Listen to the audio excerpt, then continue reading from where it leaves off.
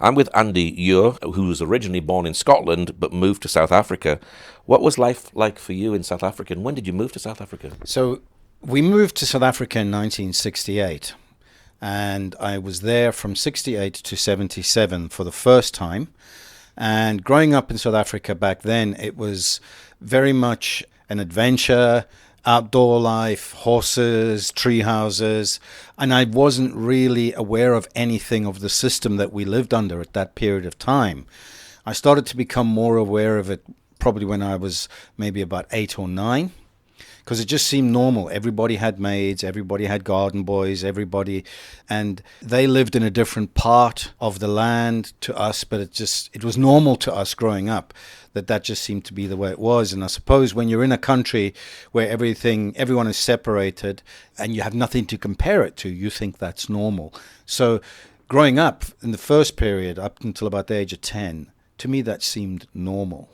And when did you become aware of actually something called apartheid? And when you went to school, were you separated from white people and black people? Did you just go to an all-white school? So the schools were all white.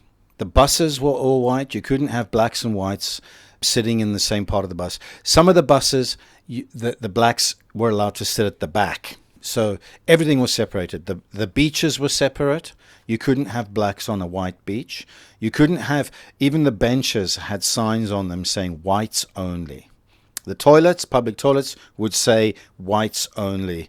Restaurants, whites only. Pubs, whites only. Cinemas, whites only. So everything was separated, and black people and colored people could not live in the neighborhoods that white people lived in. So you had separate neighborhoods for the different races. Could you actually just go out on the street and play together, and the black people come and just say, well, I want to play with him, he's my friend? No, it didn't happen, because it was so ingrained that when you were growing up, they were different to us. In fact, we were taught that they were inferior to us. So we never really had black friends if we could help it as children. However, on the farm where I grew up, all my friends were pretty much black, because our nearest neighbors were like 5 miles away. And so the workers who worked on the farms, they lived in what they called a kraal, which was a separate kind of place, fenced off, where they had their huts, and they lived there, they cooked there, they slept there, and they obviously had their families there, and their children would obviously become workers on the farms as well. So those children we called them pequenins, which basically means small ones, and we used to play with them because there was no one else for us to play with. But did you have a sense that you were better than them when you played with them? We had a sense that we were different to them, and we were led to believe that we were better than them, yeah. Did you understand and know why there was apartheid? Absolutely not, no. As a child, you kind of it's what you grow up in, and it seems to be the norm. Now, my family came from the UK, and they just assimilated into that way of life as if it was normal. And they took it on as if it was normal, because that was the norm at the time. So if you were going to live in South Africa and you were going to prosper in South Africa, you got on with how things were. Did this ideology even get into the church as well? The church was completely separate. There were black churches and white churches. The two did not mix. What would happen if a black person came into a white person's church? He would be asked to leave. So there was real separation everywhere. It was completely separate. There was no integration at all. So you never had black doctors, you never had black nurses, you never had black judges or policemen or anything who would have any say over a white person. It was completely dominated. So the police force was completely white. The army was white. Everything, the hospitals, the doctors, everything, the judicial system, there was no blacks involved in it. Now, Nelson Mandela became someone who fought against this. How did the white people see Nelson Mandela? The white people saw Nelson Mandela as a terrorist. That's what they labeled him as. And, I mean, when there were conflicts and confrontations, people did die. So people would have considered that an act of terrorism back then. Were there people who were actually white people who were actually trying to fight this system? There were white people who were trying to fight the system. Many of them had to flee the country because when they fought the system, that made them a target and their lives were in danger, they would be assassinated if they could get away with it. So when did you realize when apartheid was wrong? Paul, what happened was my father and I, we struggled to get on, and I was like a troubled school kid. In school, I was failing terribly. So my dad sent me to a college in Cape Town called Boston House College, which was not state-run. It was private. And so in that school, there were blacks, there were coloreds, there were Indians, there were Chinese, there were whites, all different races. In South Africa, you only had white people in the schools. You didn't have Indians, you didn't have coloreds, you didn't even have Chinese in your school. They were all separated. So here I was in a class with mixed races for the first time, and I started to realize these people are super intelligent. These people who we were told were inferior to us are just as smart as us. And I started to make friends with them. And I would go into the townships and visit them in their homes. And their homes were beautiful. They were, some of them were like mansions because their parents were successful businessmen, but they weren't allowed to live in a white suburb. So they built their fancy house in a squatter camp. And I would go into these places and realize something's wrong with this picture. These people are successful. These people are capable. They're not inferior to us. And that's when I started to realize the evil of apartheid and how it was a system that was being enforced by a government that didn't want its culture, I suppose, to be, as they saw it, watered down and diluted. So they were doing everything they could to protect it, but it was wicked, it was evil, and it was oppressing people and preventing them, who were way more capable than a lot of white people were, from succeeding. It was a system that was oppressing them and holding them back. And I realized that when I started to have colored friends and black friends and would go into their townships and visit them. And it changed my worldview, which also put me at odds with my own family. Because I would come back and say, well, actually, it's wrong the way you're treating these people. And they would tell me to shut up. Because here's one of the things. It was advantageous for the people in South Africa who were on the other side of the apartheid, in other words, the white folk. It was advantageous for them because it gave them a lifestyle that many in the West would envy. But it was at the cost of other people for them to have that, standard of living. How did apartheid end? Well, apartheid ended when F.W. de Klerk became the president of South Africa, or the prime minister. I don't know, they changed at some stage from president or prime minister to president. He became the leader of South Africa. And he said that as a Christian, he could not go along with it. So he began the process of trying to undo the system and releasing Mandela, and allowed the first elections, free elections, to take place. And now he claims that that's because, as a believer, and according to the scriptures, he understood the system that he was leading was not of God.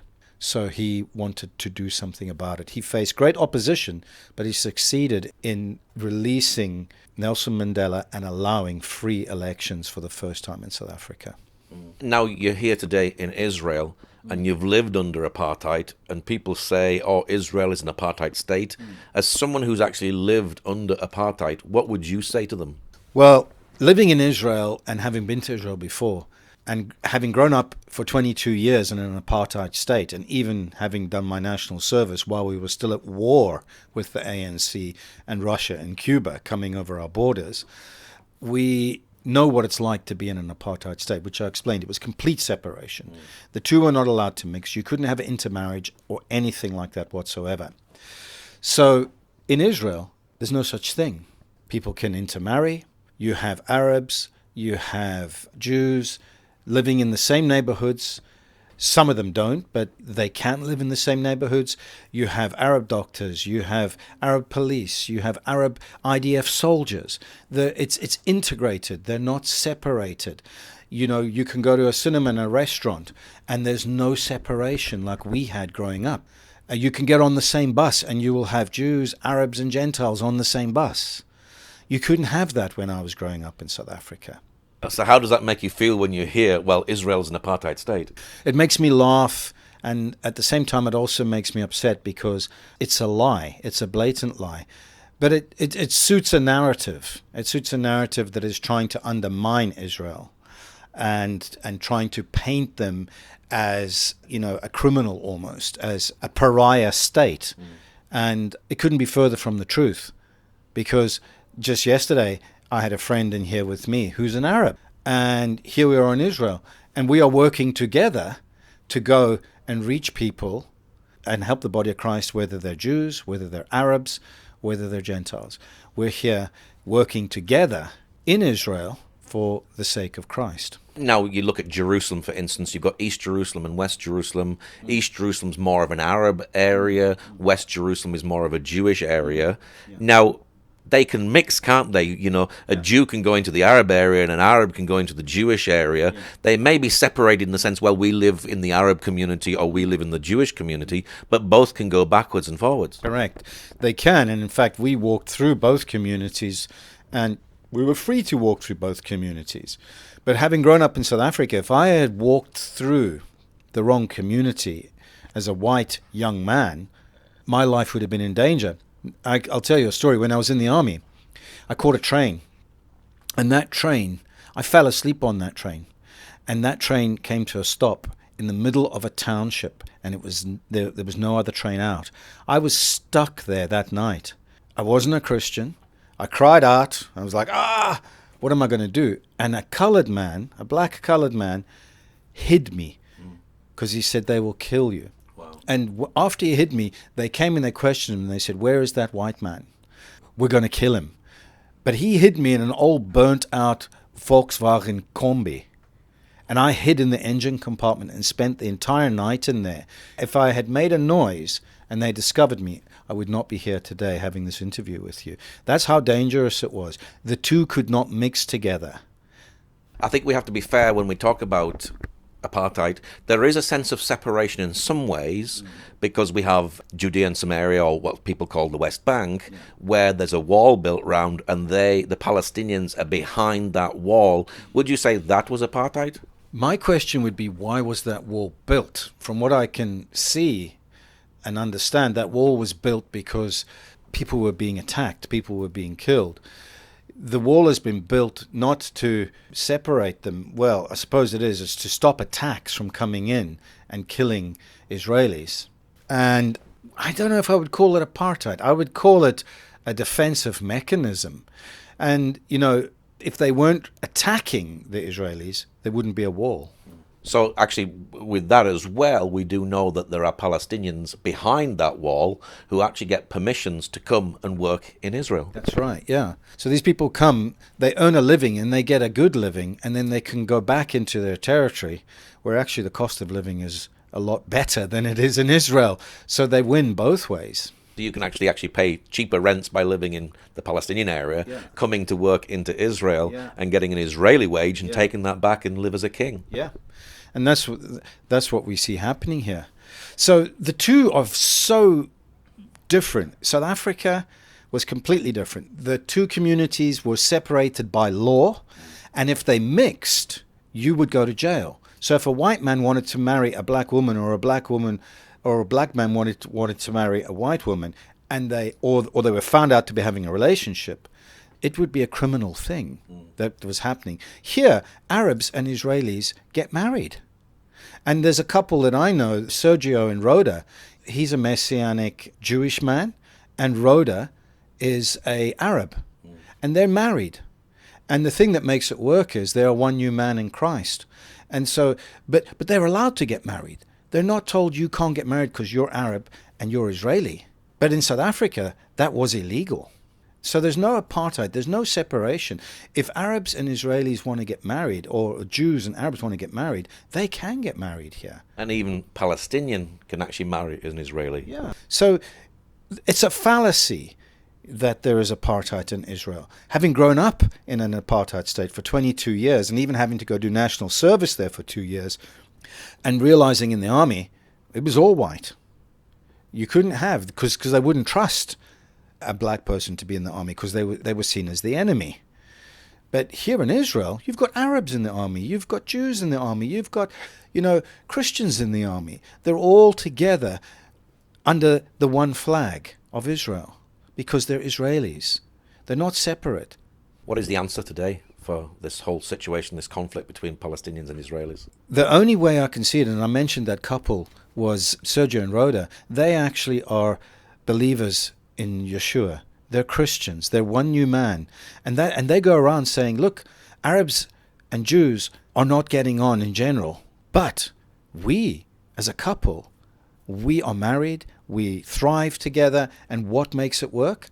Jesus. Yeshua makes it work. We are recreated. We are one new man. And so the answer is actually that people embrace Yeshua, and then they understand it's not about our race. It's not about being Arab or Jewish or Palestinian or Israeli. It's about being a new creation in him.